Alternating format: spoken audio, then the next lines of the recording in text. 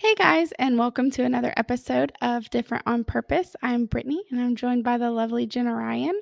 Hi, hello, everyone, and welcome to our next episode of the podcast. Today, we're going to be talking about overcoming addiction. We're going to be basically just me interviewing Jenna and talking about some of her past struggles. Wah, So, wah. let's go ahead and get started. Sounds good.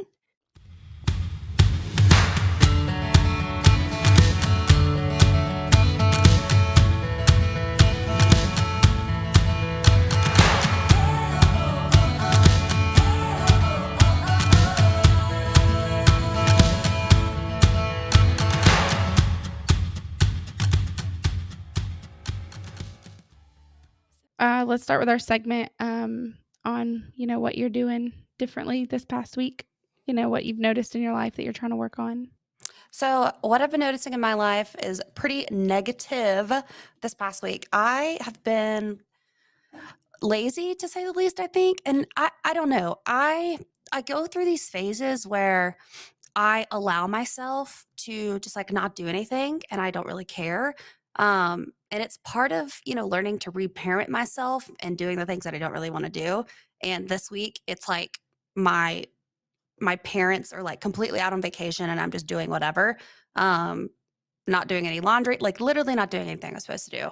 And it's been really difficult. So what I've been trying to do differently as of today, because this was all last week, is really just trying to establish a morning routine. I feel like I've been trying to establish a morning routine since I started working remotely, which was January 2021, 2022, I think. Yeah.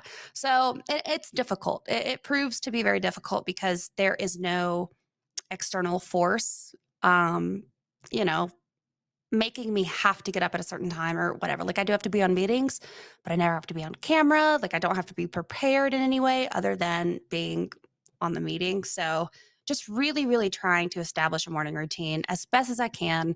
What I'm going to start doing is setting an alarm. I don't know why that scares me. I haven't set an alarm for over a year as far as like consistent alarms go. And I know I always feel better when I wake up early. So I'll check back in next episode and let you know how that's going, but we're going to try. That's what we're going to try to do differently going forward. What about you? I would say I don't know. I don't really know if this is something. I don't know if I've made it to the point of deciding what to do differently, but I have been plagued by something for, like, probably about a week now. So I love to write.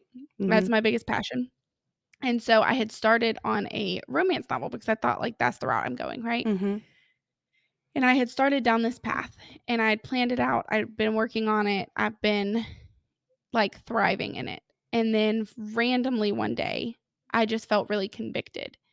And I was convicted for a lot of different reasons. I was convicted for, some of the content, but not in the way of, like, that I necessarily thought it was bad because I read a lot of, like, smutty books, so I didn't really think that writing one was, like, bad per se. It was Yeah. just that, like, um, in my brain, every time I would, like, think up these scenes or something, it was never really like, "Oh, I don't want my parents to read this, and I don't want this," or, whatever. I was like, "I Yeah. don't care."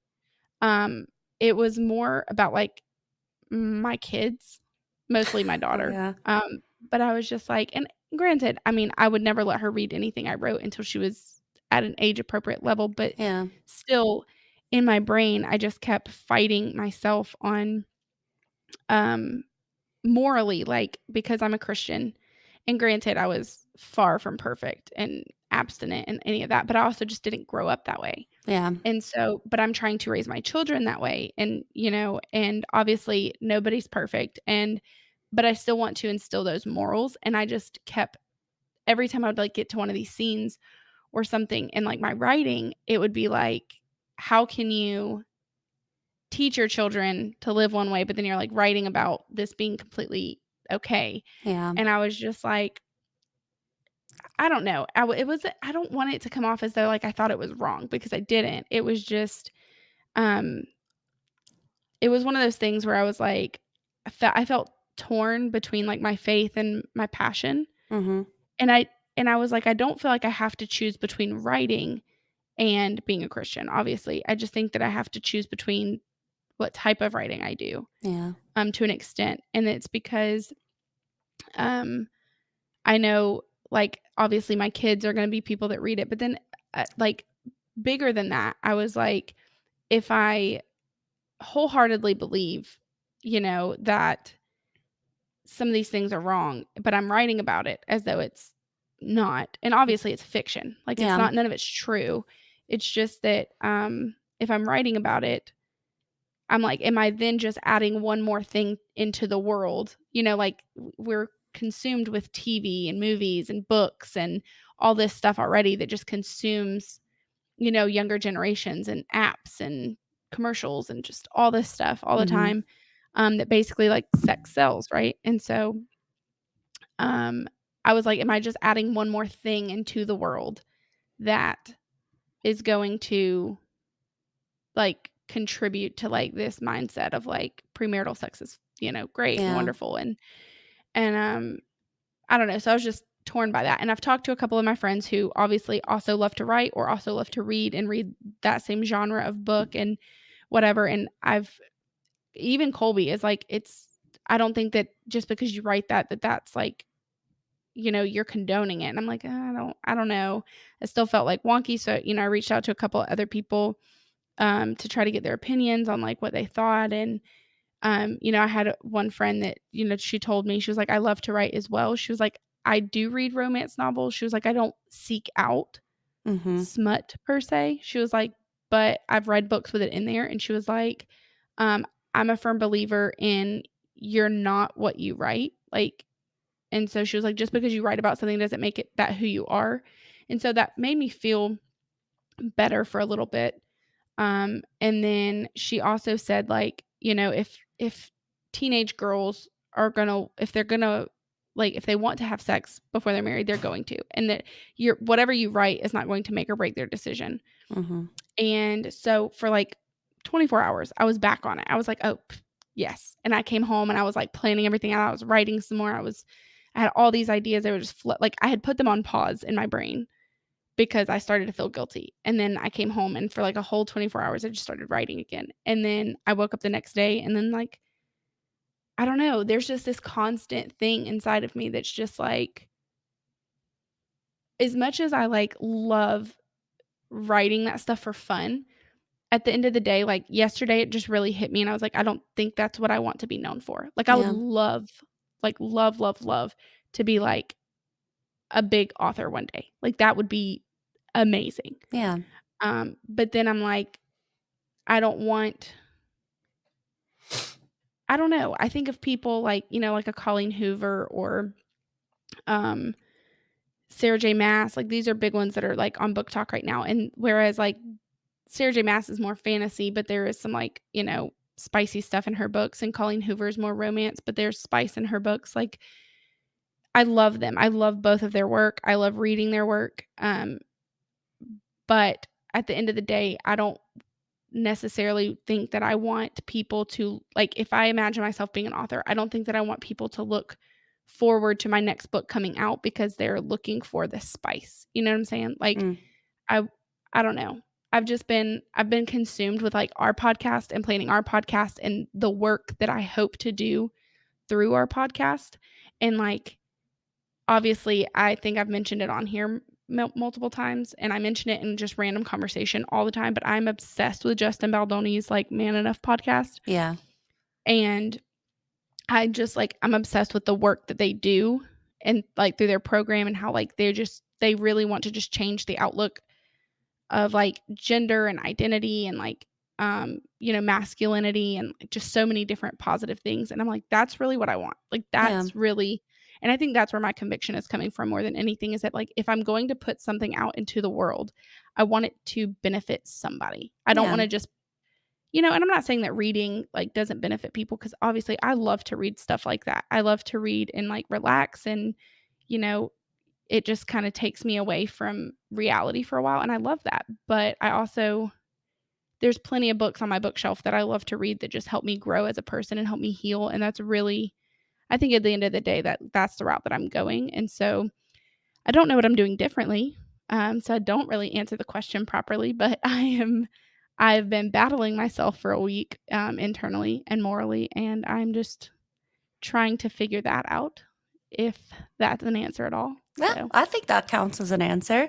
Um, you're doing a lot of things differently, and or at least trying to. And I think yeah. explaining that process definitely answers it. Hopefully, you figure it out. Yeah, we'll see. I haven't started writing anything worth benefiting anyone yet, but maybe one day. Yeah. Okay, so now that we've, racked my brain, let's rack yours.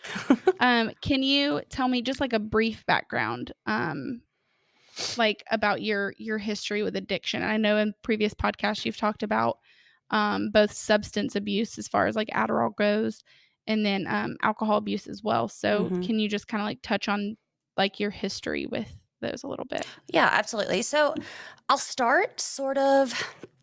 Here's the background of it. I went to college, and that's the first time that I ever had alcohol or Adderall or any other substance, really. I didn't get addicted to a lot of the other substances. Alcohol and Adderall were the main ones, but I really took that time to, I guess, quote, experiment with different things.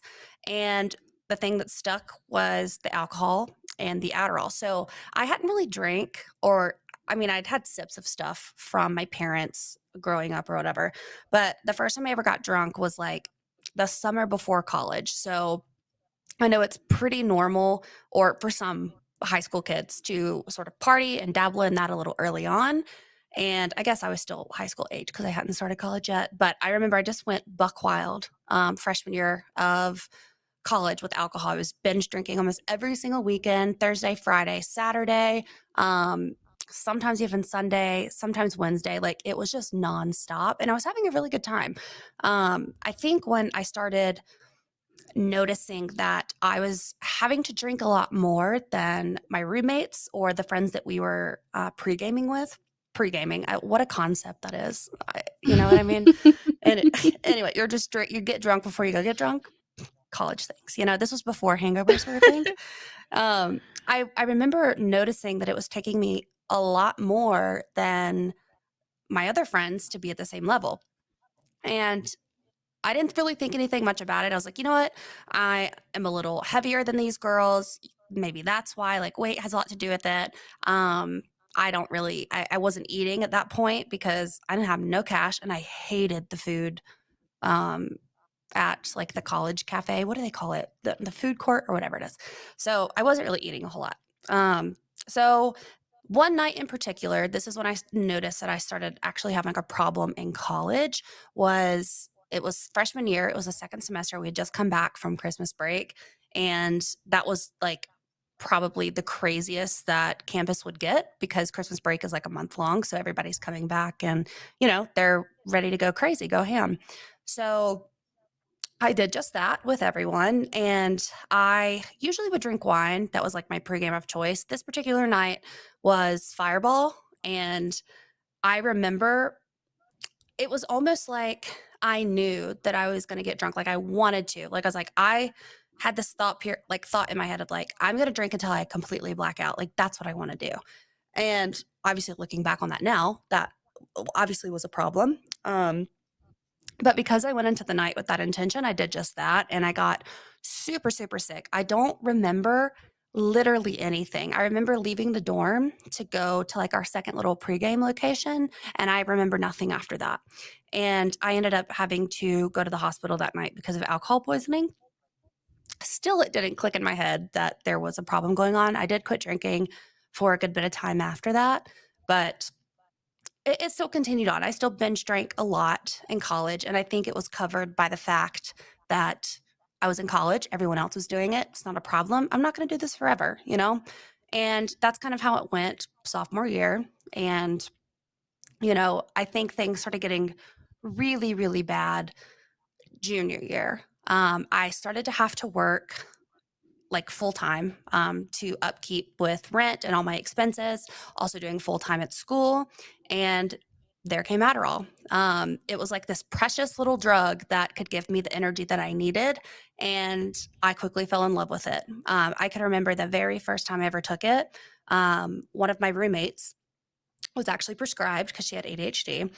And she offered one to me because I had just gotten off of work and it was like, I think midnight or something. We were in a class together and she had asked me, hey, did you write this paper yet that we have to write about? I was like, no, I thought it was due, in a couple of days. She said, I thought so too. Do you just want to go to the library and we can do it together? And I was like, sure. So we're in the library and she offers me one of her Adderalls and she goes, don't be scared. It'll be fine. Like, this is what it's going to feel like. It's going to help you.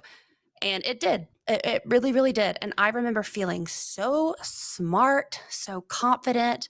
I got a 100 on that paper. Like, I just remember pouring myself into that paper like I had never had before. And amongst that, a whole lot of other things. And it was because I was high. I was looking up everything. I was like changing my entire life just within those couple of hours because the first dose I ever had was 25 milligrams, and usually they start you like 5 or 10. So I had a really high dose starting off. Ever since then, I craved it. I couldn't do, and this was after me taking it once. I craved it. I couldn't go to class without it. I couldn't do my homework without it. I didn't want to go to work without it. And mind you, at this time, I didn't have a prescription. So I was asking my roommates, I was trying to find it throughout campus because a lot of people had it. I was buying it from people who were dealing it. And it just got to a point where it feels weird to say, but it's like I had my quote plug, I guess, that I was getting it from for a good bit of time. And then one day I decided, you know what, I'm going to go and get my own prescription because this is getting expensive. It was super easy to get a prescription. I went into the doctor. I was like, hey, I'm in college. This is what I have going on. Not going to lie to you. I've like tried the Adderall before that wasn't mine. It worked really well. Just want to be honest. And I remember him saying, oh, I appreciate the honesty. I really do. Don't do that again, but we'll give you a prescription. And he asked me what dose I wanted, which is insane that, without any sort of questioning on my end, if I had any history of addiction or nothing, like he was just like, what dose do you want? And I was like, oh, I can choose my dose. Cool. I want like 50 milligrams. That's what I want. And that's what he gave to me, which is insane because 20 to 25 is pretty average for people. So yeah, that's kind of the history behind all of that, and the background with it. It did help with a lot of my schooling, but when it started going downhill is if you know anything about stimulants. And let me preface too, by the way, I I did and have been diagnosed before in childhood with ADHD. So in some capacity, I almost I almost justified it because when I was taking it without the prescription, I was like, oh, I'm treating myself. Like, I actually need this. So I was justifying it a lot. And even when I went to go get my own prescription, I was like, see, even a doctor is saying that I need this now and giving it to me. So, like, it's justified. And I don't have a problem. This is how everybody feels on it. And that really wasn't the case at all. But it really did help in some aspects. The problem happened when tolerance started to build and I stopped sleeping basically. And the only way that I would be able to sleep is with the Tylenol PM and a bottle of wine. And that continued for a really long time. So yeah, that's kind of the background as far as that goes. But it was a wild ride, I'll tell you that. So I didn't have a ton of experience during those years because we went to different colleges. I had a kid, so I didn't get out to like party as much. But there were a few times that I was around you. Mm-hmm. I feel like I experienced it more with the alcohol than I Mm-hmm. did with the Adderall. I think at one point I did know that you were taking Adderall. Mm-hmm. In my brain, I probably was just like, oh, it was because I knew you were working, you were going to school, and you were going out. Yeah. So I was like, well, she's probably just taking it to like stay energized. I didn't Yeah. realize that it was like a problem at the time. Yeah. I do remember there being some conversations. I don't remember if it was like between me, you, and Ashton, or if it was just I don't remember, but I remember there being some conversations about um like the amount that you were drinking, and I Mm-hmm. was never there enough, so like I was just like, okay, like that sucks kind of. Yeah. So I kind of feel bad that I wasn't like more involved, I You guess, had in your that. own thing going on. I know. You I had a know, but baby it to could take care of. You're not worried about me fucking ruining I my know life. I know, but it could have gone such a different way than it Yeah. did, and that would have just been so terrible. But I do have a question. Yeah. So you had made the comment about, like, Adderall is kind of what stuck. Yeah. But I feel like at one point I remember, hearing a story about I don't remember if it was you. I know one other person that it Mhm. was, um, and I was really shocked by that. Yeah. Um, but I don't know if you were included in the group, but I feel like at one point, there was, like, a group of people that you were hanging out with for sure, I know, that we went to school with that started I wanna say what did they start doing cocaine? Some booger sugar? Yeah, 100%. Yeah, Um, I couldn't remember if that's what it was. yeah, so Did you try that? oh, yeah, 100%. The days that I couldn't get my hands on Adderall, I was doing that. The thing is, the reason this sounds literally insane. The reason that the cocaine didn't stick is because Adderall was much stronger, and I preferred that. So, and the come Yeah, down, it was probably easier to come up yeah, well, I don't know. it was I a don't lot know because smoother. I heard that that the other people you were hanging out with were switching Yeah, to cocaine because it was very readily available yeah. down there where you guys went to school, so And they were going through their Adderall in a really, really long time. There was one point where, I mean, myself included, I would get my prescription and it was gone in a week. It's supposed to last me 30 days, 30 and days, yeah. it would last me maybe a week. Like it was crazy. But the thing is like what I started doing instead. So I took, the mechanism of cocaine and decided to start doing that with my Adderall. And that's when the high really started. I started like actually like I was getting high off of it anyway because I was taking such a high dose, but like I can't describe like if you've ever I don't know what they call it, like inhaling, not inhaling. I don't know exactly what the mechanism's called when you snort, I guess, but um the high is so much more intense.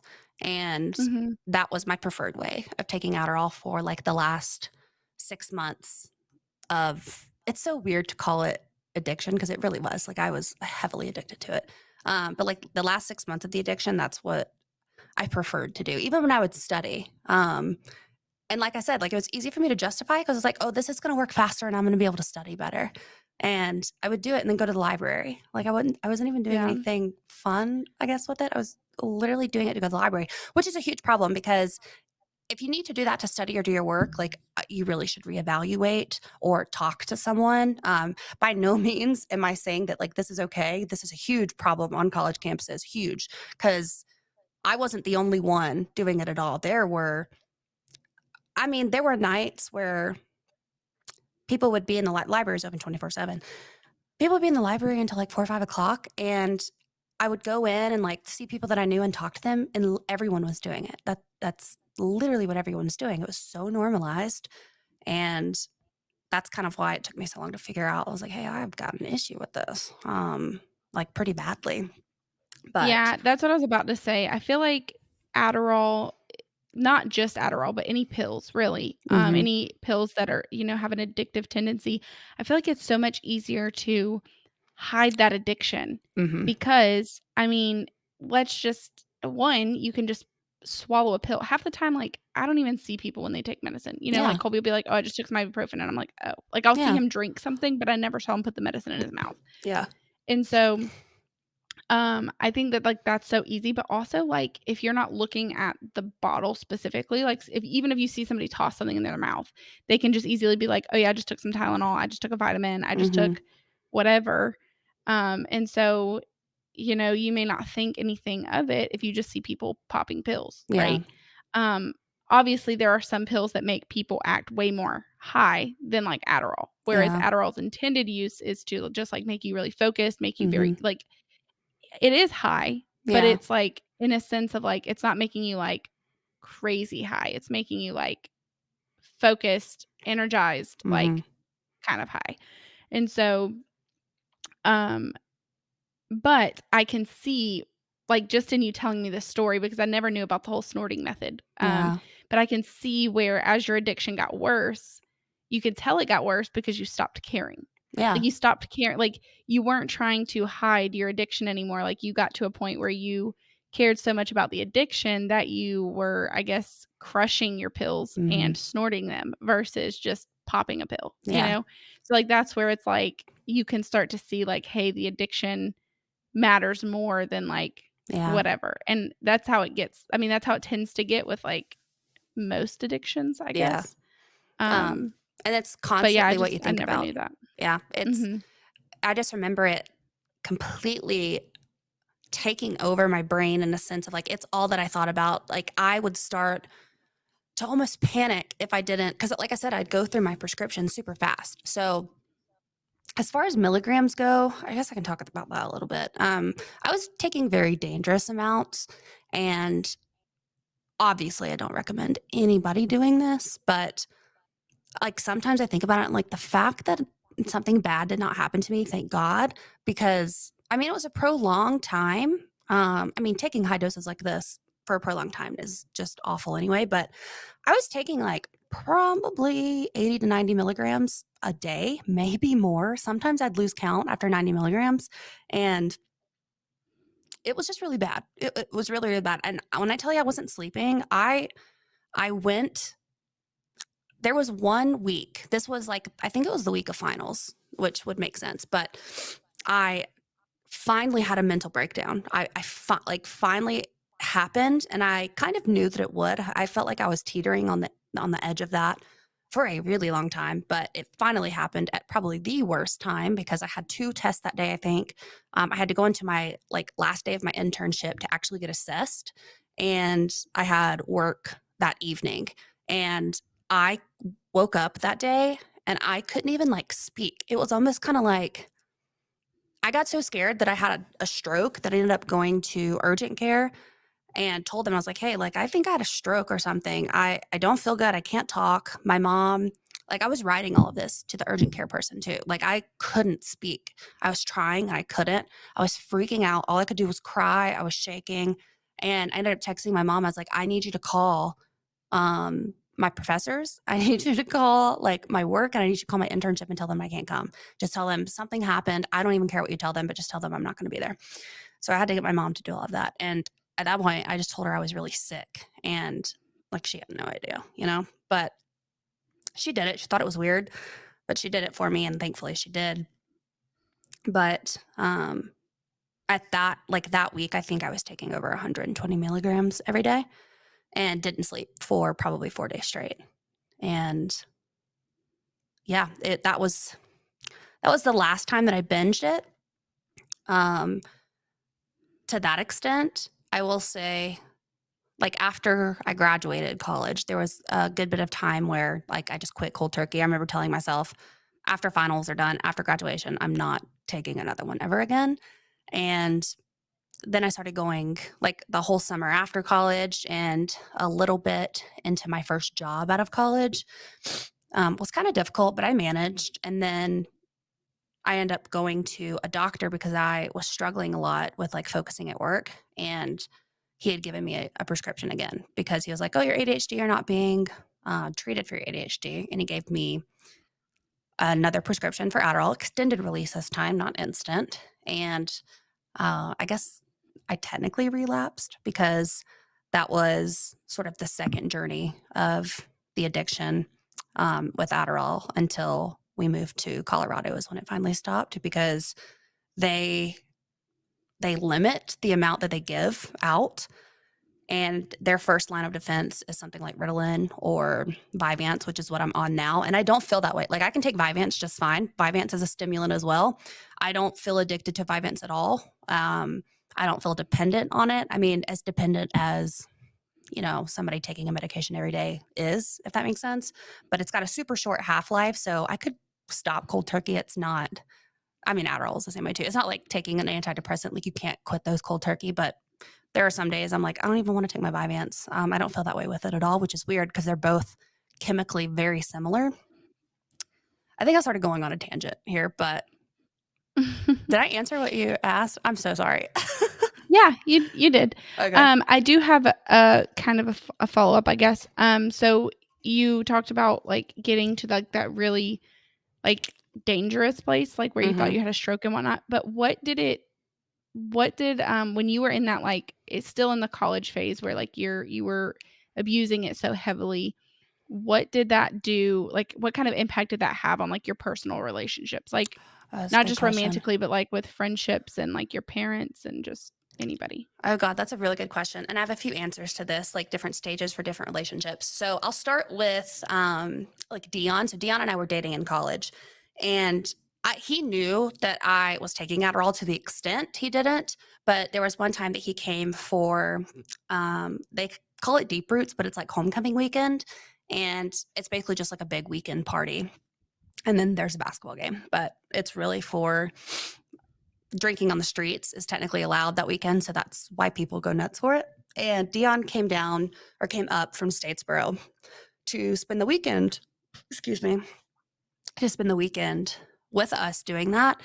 And I tried to hide the fact that I had snorted Adderall, but he saw me, or no, he didn't see me, but somebody, a friend that he came with him, saw and ended up telling him. And he got really, really upset. And he ended up leaving like the next day really early. And I had no idea what was going on. So I remember calling him and he was like, I'm not going to be with somebody that does that. And I was like, oh, he knows. Like, he knows. So he got really upset by that. And it kind of put a strain on our relationship for a while. I remember driving down there and just trying to explain to him the issue that I was having and really trying to tell him, like, I'm going to stop one day. It's really hard for me too. Like, he was really the first person I ever told about it because I was so terrified to lose him because we had been together, I think, like a little less than a year, maybe 10 or 11 months at this point. And I really was like, I love this man and I don't want him to break up with me at all. So I remember just being really raw with him. And he told me that like by the end of college that he was like, I don't want you to take it anymore. Like, I don't want to be with somebody that's like that. I understand that what you're going through is difficult. And, this semester is hard because I think this was like senior semester or something. But it put a wedge in our relationship that way. And when I relapsed, we were living together. And it was really difficult too because I hid it from him at first. And obviously that didn't go over well when he found out because he did find out because it makes you act or it made me act really just I don't even know how to explain it. Manic, I guess, as manic as somebody without bipolar can be, if that makes sense. I don't want to necessarily say that that's what it was, but the way that I've seen mania be explained, that's kind of how I felt. But I don't have bipolar, so I don't think that's the correct term to use, but that's kind of how I felt. As far as friendship goes, because everyone else was taking it, it went really well for, the first couple of years. All of my roommates were on it. Everybody was on something. Everybody was taking a stimulant in that house. So we almost bonded over it. We would sit at the kitchen table and all study together and like basically chit chat, high out of our minds. Like it was just the weirdest thing. And when we would go out, it was kind of like, okay, we just got done studying. Let's pop another Adderall and let's go out, and drinking on it is just not good at all either, which probably contributed to a lot of the drinking issues I had even later on because you have to drink more to feel drunk when you're on a stimulant. Not that you're not drunk, but your brain, there's something that has to do with your brain. It like blocks the come down of alcohol, I guess. So you have to drink a lot more, which probably didn't help the binge drinking I was going through either. Um, so we bonded over it and we had a really good time. We started seeing a lot of issues when like closer to the end of senior year would happen. We were always fighting. People were always irritated. There was a lot of tension in the house. There was times where people were stealing each other's stuff and I hid mine pretty well so a couple of our roommates had stuff stolen from them. We think we know who it is, but I'm not really sure.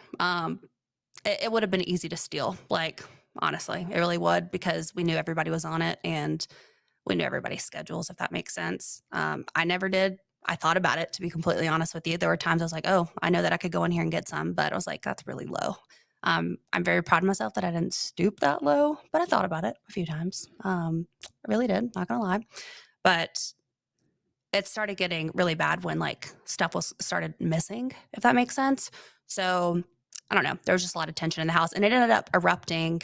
There was a situation that was kind of off-putting. I talked about it in one of the episodes, and for our forgiveness episode about sort of the house and the rental stuff Mhm. and the roommate situation. But I think because we were all sleep deprived and irritable because of the medicine, none of us would eat anything except wine and maybe some crackers. It just blew up, probably more than it should have, and nobody was in the right mind. And I think a few relationships were ruined over that.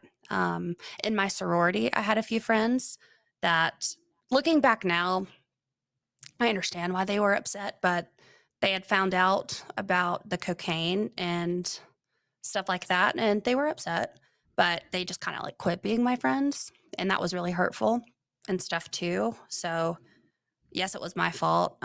Looking back now, they probably could have handled it a little bit better, but I can understand why they were upset, if that makes sense. But Mhm. uh, yeah, it ruined a lot of relationships. I was really, really selfish and only was thinking about myself and getting the Adderall where however I could.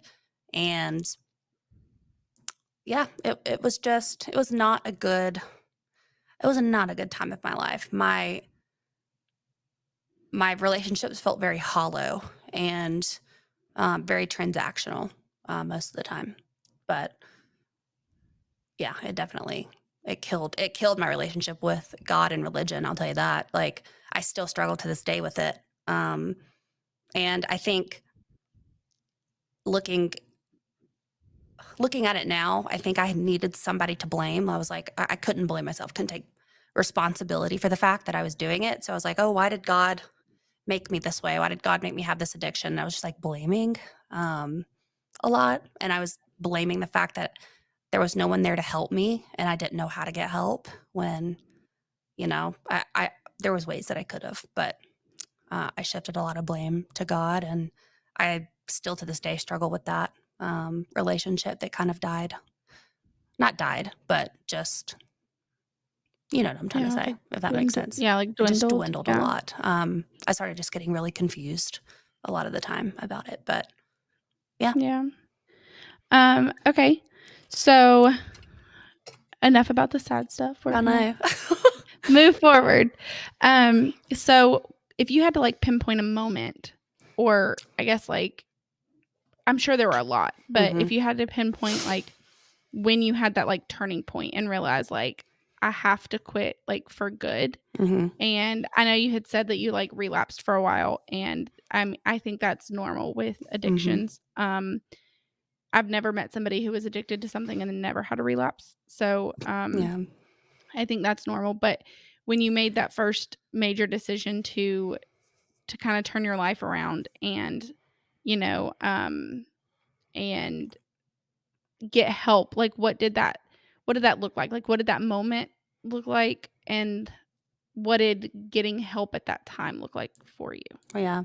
Um, it's weird because like the point in time where things were getting better, I want to say like I want to have this like cool story of I had this moment of just realization and I saw my future life if I would have I don't know. Like it's not like this huge story. There is a huge story that comes later in life, but at the beginning of it, it was kind of on accident because the doctor that I was getting it from. So this is while we're in Colorado, if that makes sense. So I had that moment kind of after college.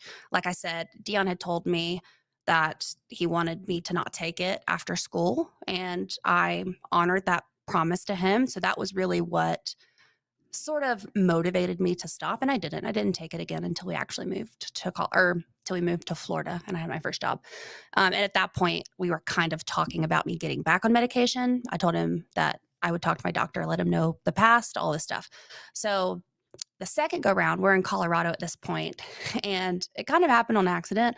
The doctor that I was seeing and getting it from could just quit practicing. Like there was one day he was like, "Hey, I'm not practicing anymore." And I was like, I don't have any of my medicine. I can't get a primary right now because, like, at that point, there was something going on with my insurance. It was really hard for me to get a primary. He was the only one at the time that was taking patients because it was in the middle of COVID.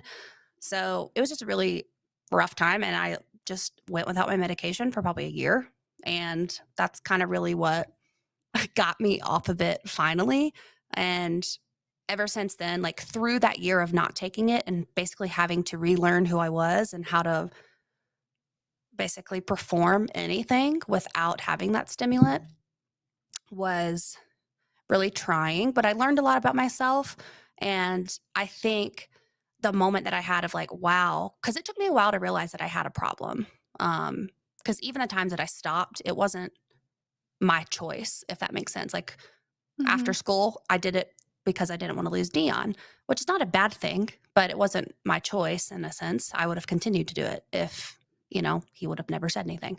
And thank God he did, Same thing with the doctor situation, wasn't my choice. So I remember getting to a point and like, I think it was my 25th birthday, honestly, thinking like, oh my God, like, and this is when alcohol was getting kind of rough for me too. So this was kind of like a mutual alcohol and like Adderall thing. Like I just had like a whole coming to Jesus meeting with myself. I was like, I'm 25 years old and I at this moment cannot function like an adult without substances. And that's not okay. That's not right. That's not normal. That's something that I need to get help on and I need support on. And I remember telling myself to just take the steps that I needed to. And what that looked like at that point was to tell Dion everything and everything that I was struggling with. And at that time, like, I had kept a lot of the Adderall use while we were in Florida in the beginning of Colorado from him. So he had no idea. So just basically going through the steps of AA without actually being in AA for both Adderall and alcohol, I guess, like admitting I had a problem, telling people and having accountability, apologizing to the people that I had hurt through this, and kind of just going through those steps. And then eventually I started going to therapy and really digging deep into that and realizing that's not the kind of person that I wanted to be and that I wanted more for myself and that I was worth more than what I was doing. And kind of just noticing that I could be going down a really, really dark and lonely path if I continued, and I would live a very unhappy life. And I didn't want that for myself. So at that point, I decided I will never take Adderall again. And I was actually really nervous when I started getting treated again for ADHD to have the same thing happen. And I'm very lucky that the Vyvanse, I don't have that with at all, like not even close. So, Yeah, I'm really curious because, I don't wanna get off on too much of a tangent, but Everly has ADHD, and hmm I'm in the process of getting diagnosed. My doctor had told me that she didn't wanna go down the Adderall route, hmm just not something she prefers to do, yeah, but Everly's doctor, that's what they recommended first, yeah, and that's typically what most doctors recommend first. yeah, But since she's been on it for about a year, hmm almost a year, and since she's been on it, I have met a lot of adults who have taken it and come off of it and hmm said they absolutely hated it. yeah, And some of them had taken it their whole life, and then some of them just started taking it as an adult and just hated the way it made them feel, hated different stuff about it. yeah. Um, but it makes me question as an adult. Obviously, I haven't taken it myself, because I haven't been diagnosed yet, but, um it makes me question having her on it, right? Because Mhm. I know that when she first gets on it, like, if she runs out of her prescription and then she doesn't have it for a few days, when she first gets back on it, she does get very, very moody. Yeah. But it typically levels out within a few days, Yeah. and then she's fine. Um, but it's made me question that because I've heard negative things about it from a lot of people. Mhm. Um, but the doctor now right now, there's been, like, a shortage on it, Yeah. like a nationwide shortage. And so it's been really hard to find, and so when reaching out to her doctor about the shortage issue, they had mentioned that they could switch her to Vyvanse. Yeah. And everything I research says that it's basically the exact same, Mhm. but I know that I've you have told me that it was completely different for you. Yeah. Um, and then I think I maybe read it somewhere too where people said that it was different, which I don't really understand because I think it's like you said, like chemically almost exactly the same. Yeah. The only I mean, I know as far as insurance goes, insurance providers typically don't tend to want to um, cover that one because it's like a least preferred. I don't know if it's just more expensive or it may just be, It's a go designer into drug my is what they call it. There's I no don't know what that there's means. there's no um that'll change this year, but there is no generic version. So Vyvanse, the company, owns um not the copyright, but they own, I Mm, don't know what it's called, but there's no generic version that can be made legally. So they call it a designer drug because it comes from Vyvanse. It's manufactured by Vyvanse. There's something within pharmaceuticals that after a certain period of time, you have to allow a generic version. So their contract or whatever ends, I think this year. So there will be a generic version available. Um, and it'll make Vyvanse cheaper overall. But for a long time, it's been a designer drug, is what they called it.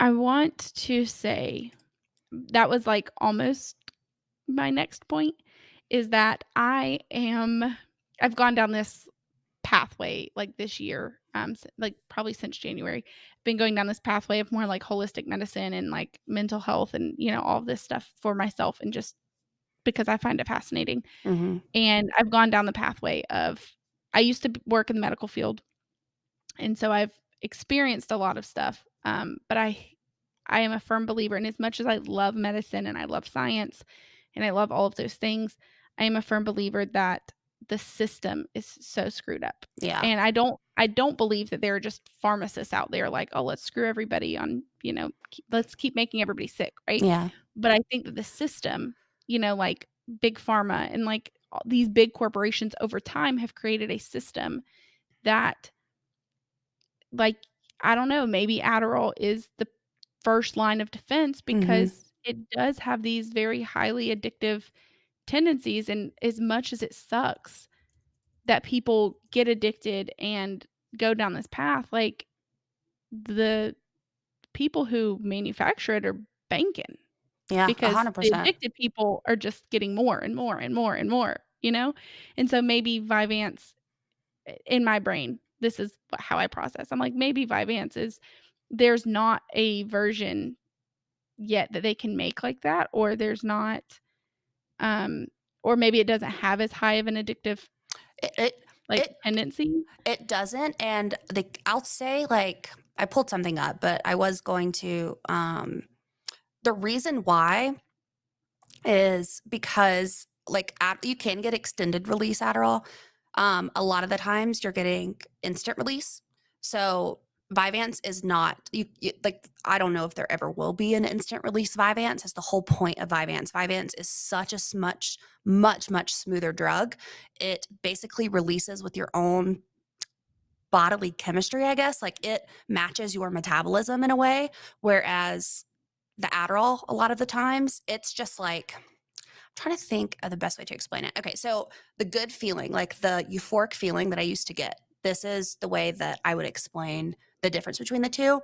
So with Adderall, the instant release, it is basically like think of a dam, I guess. And you can open dams up like however much, to let however much water come through. Adderall, this is the Mhm, dam that it's closed. You take it, and within a 30-minute time span, this is all of those hormones, all of those good feelings that you're getting, like in a 30-minute time span. So it's just like massive, like everything's being pushed out, all of your dopamine, all of everything that makes you feel good. That's what mhm, happens. That's why the crash is so bad. And that's why it leads to basically high abuse potential because you need more of it to get the same feeling. And you need more of it throughout the day to get the same feeling. Vyvanse is a extended release and it releases by the hour. So when you first take it, okay, dam's closed, and then it opens up slightly. Like you get a lot more in the first 30 minutes, but 4 hours go by, another hour goes by, and it just releases very like much smoother. So you're not coming straight down. You're basically, eventually going down exponentially versus Adderall is literally peak. and then dips. That's kind of how it feels. It's Right. not the same for everyone. People have many different experiences with both medications, but that's how I have Right. So experienced it. Everly is on the extended release. So Okay, that's why perfect. for Yeah. me, that's why for me, it's hard for me to understand what the difference in switching her to Vyvanse would be. It'd be very Um, similar, I think, because she's on the extended release of Adderall. yeah. Um, anyways, so that I don't want to get off on a huge tangent about like my questions in switching her, because Oh, yeah. obviously I should probably save those for a non-podcast. Yeah. But And ask her doctor too, or even ask yeah. her questions. And I think it's really important that you, obviously parents care, but I think it's really important that you care and that you're worried about it, because you do hear, Mhm. different sides of it. And she is really young, and just ask her, just ask her like Yeah. how she feels. Does she feel like, she wants more of it, or like, I don't know how to go about it, but just ask her and see how she feels Yeah. with it. Well, she had made the comment, and I don't think she knew anything at the time, Mm-hmm. but she did make the comment once when we went to the doctor and asked them to increase her dose, and I was like, "Why?" And she was like, "I don't know. I just wanted them to." And I was like, Mm. "No, we're not going to do that. No, If you ma'am. can't give me like a solid Yeah. reason, like no, because you're doing well in school, you're not getting in Yeah. trouble, So yeah, I was like, no, we're just going to keep you. And she's only at 10 right Yeah. now, so Oh, yeah. it's been pretty good for the most part. She did have some, like so when with the shortage, she went from 10 was, like, you couldn't find it anywhere. Yeah. But I finally found after weeks of waiting, I finally found a pharmacy that had 5s. And so basically her doctor doubled her dose and just did, like, 2 5s versus 1 10, and I Yeah. thought, "Okay, that's gonna be exactly the same, right?" Mm-mm. And in theory, it should be, but I don't know what happened. She only took the double 5s for, like, a week, maybe 2 weeks. And then she started just like, there were multiple nights over that 2-week span that she just kept coming in my room, and, like, she said, like, she was like, "I could hear stuff." And I was like, "What are you talking about?" And, like, the first Mm. night, she was like, "Oh, I just hear this high pitch in my ear." And she was Mm. just getting over an ear infection, so I was like, "Okay, I think maybe you just, like, have some fluid and it's causing your ear to ring," whatever. Yeah. So she came into my room to make a palette, and I told her to, like, go throw something away in the bathroom, and when she went to the bathroom, she, like, spazzed out and just, like, covered her Mm. ears, and she was like, "It's so loud in here." And I was like, Girl, it's silent. I don't know what you're talking about." So I was like, Oh. "Okay, just come back in here and lay down." So she came in here and laid down, and then she was laying down for a few minutes, and then she sat back up, and I was like, "What, Everly?" And she was like, "What did you just say something?" And I was like, "No, I'm going to bed." And she was Mm. like, "Well, it sounded like you said something, but it didn't sound like you." And I was like, "Okay." So I was like, "Just go to sleep." I was Yeah. like, "You're freaking me out. Just go to bed." So then she went to bed, and then she's made, like, little comments here and there, and then, like, a few nights ago, probably, like, 4 or 5 days ago, she came in here and she, same thing, like, midnight, just walks in here. First of all, she was looking like the Grudge because she had her hair all down and, like, it was dark, and I was still awake reading, but she came in and freaked me the heck out. And so she walks in here and um, she was like, "Mom, I'm hearing noises." That's what she said. And I was Mm. like, "What kind of noises? Like, are you hearing something outside your window? Like, what kind of noises?" And she was like, "No, I don't know how to describe it." And I'm like, "Okay, is it a loud sound? Is it a squeaky sound? Is it like, yeah, you gotta give me something." Yeah. And she goes, "It sounds like people suffocating." And Everly. I was like, I don't even know what to do with this. So then I'm starting to panic. I'm like, she's having some sort of psychotic break. Like, I don't know what to do. And Yeah. so so obviously, like, I went in her room with her. I laid down with her. She went back to sleep. Um, and I'm, like, Googling on my phone, and apparently there's a thing called, like, Adderall psychosis, Mhm. and, like, you usually only see it in people who, like, abuse Adderall, right? Like, people who are taking too high of a dose or people that are, just popping it all the time. But Mhm. obviously she's not doing that. Um, so I stopped letting her take it for a few days. Yeah, that's And good. we finally got some 10 milligram, and so I gave it to her today for the first time, and she said she's felt fine, Yeah. on the 10. So I don't know if it's just something about taking 2 5 extended releases at the same time. I don't know if it's just the Adderall overall. Her system Mhm. is just, now that she's been on it for so long, her system is just not processing right. I don't know. But Yeah. I am gonna talk to her doctor, sometime this week about what our other options are and Mhm. things like that, because I was like, "Girl, you cannot keep coming to my room talking about you're hearing people and stuff, like, I'm gonna Yeah. make you sleep outside." Um, Bless her heart. so, I'm curious to know what her um doctor says about that because I feel like so I feel like instant release, if you take 2 fives, it's similar, because it basically it releases around the same time, but I could see if you're taking 2 extended releases, it could dissolve like, one could dissolve faster than the other, so it almost creates this weird, like, you're not getting the same release of things at the same time like you would be, and yeah, that's what I was thinking. even though it's Because still the same everybody dose, it's at different times. yeah, everybody that I talked to is like, "No, like, it's like, it should be exactly the same," and I was like, "Well, I Mm-mm. would think that, right? Because why else would her doctor prescribe it that way if it's not supposed to work that way?" Yeah. But then I thought the same thing. I'm like, "Well, what if her body's not processing it?" And, like, it's, like, basically, like, overlapping, Mhm. which again, even at an overlap, it's still only 10 milligrams, but it's like, I don't It know. still I can was do just like, something, like, weird too. yeah. Yeah. So, Interesting. um, okay, so you're on Vyvanse, you're thriving, you're doing great, you're in Thriving, I wouldn't therapy, say. I don't think I would say thriving, you're but thriving, you're wonderful. You're I'm making trying. bread, you're doing great things. I Um, make bread so I don't drink alcohol. Let's talk about that. well, It works. bread is better for you. Yes. Yes, bread is not a depressant. That's So, facts. um, okay. So so since I asked you this question a minute ago, I'm gonna ask you again, and then we can kind of like, wrap it up. But I'm Okay. curious, like, what kind of changes have you seen in your personal relationships since you have been in, like, recovery, basically? Oh, so, this is like I I love answering this question because I feel so much more intentional with my relationships with people and my friendships. Like I said, it was always transactional. I was always trying to figure out what I could get from other people. And what was so weird is like I would meet new people and I wouldn't like straight up ask if they were on medication, but if they would mention anything about like what medicines they take or whatever, I was like, "Oh, they take medicines. Like this is potentially somebody I can get Adderall from or whatever." And I was always looking out for myself when like trying to meet new people or even the friends that I had established, you know? Um, and it was just very transactional at all times.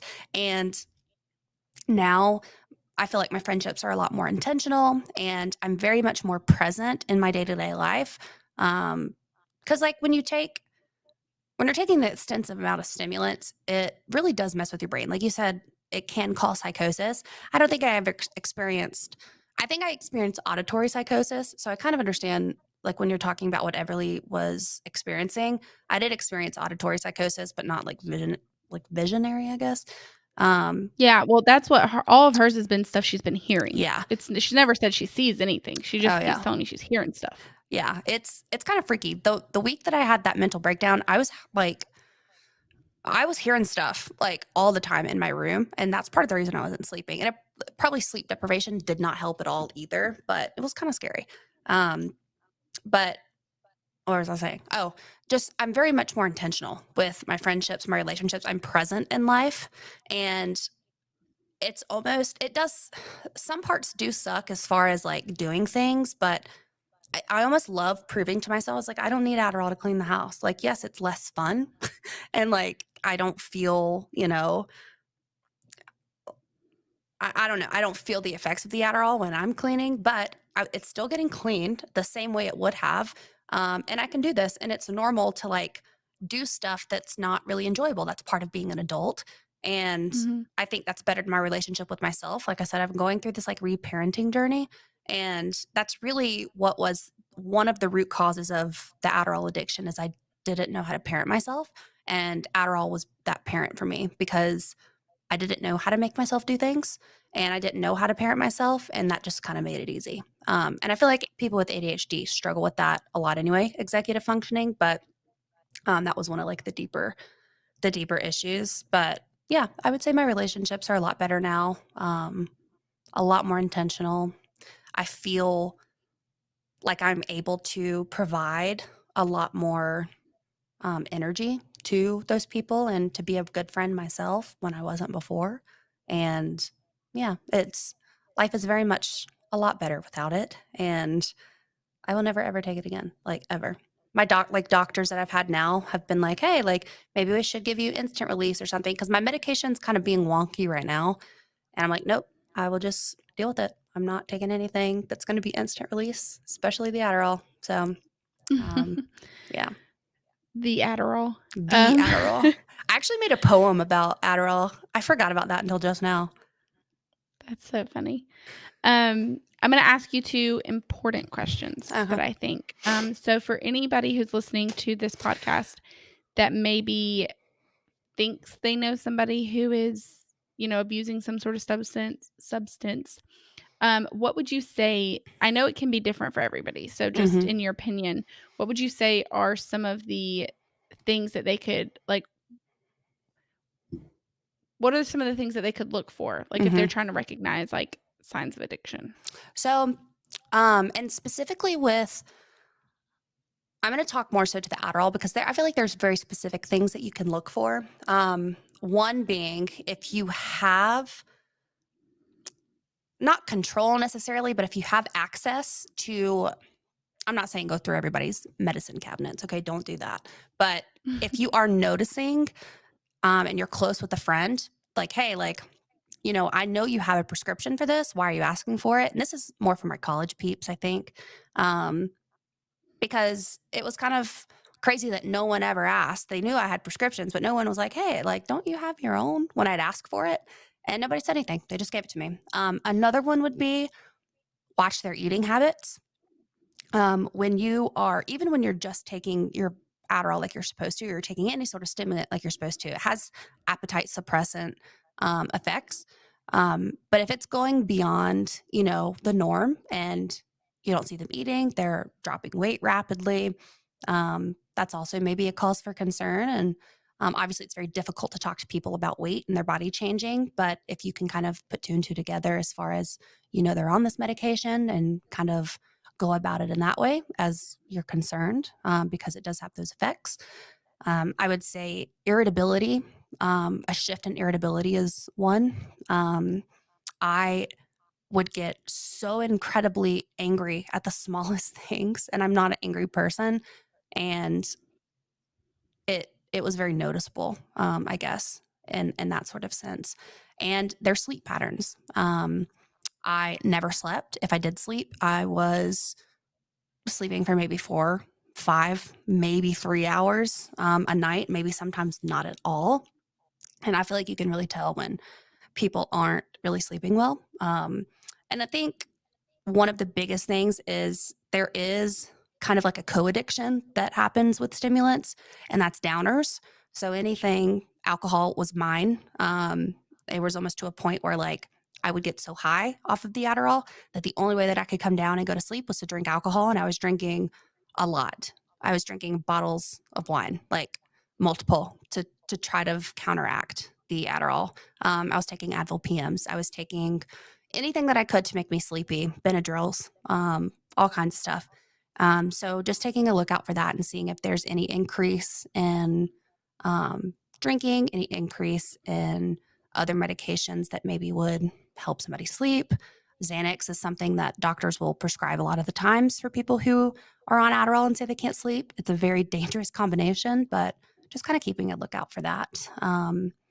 And yeah, if there's any sort of concern, don't be afraid to go to them and try your best to support them. And it's okay to sort of insert yourself if you're worried about a friend. Okay.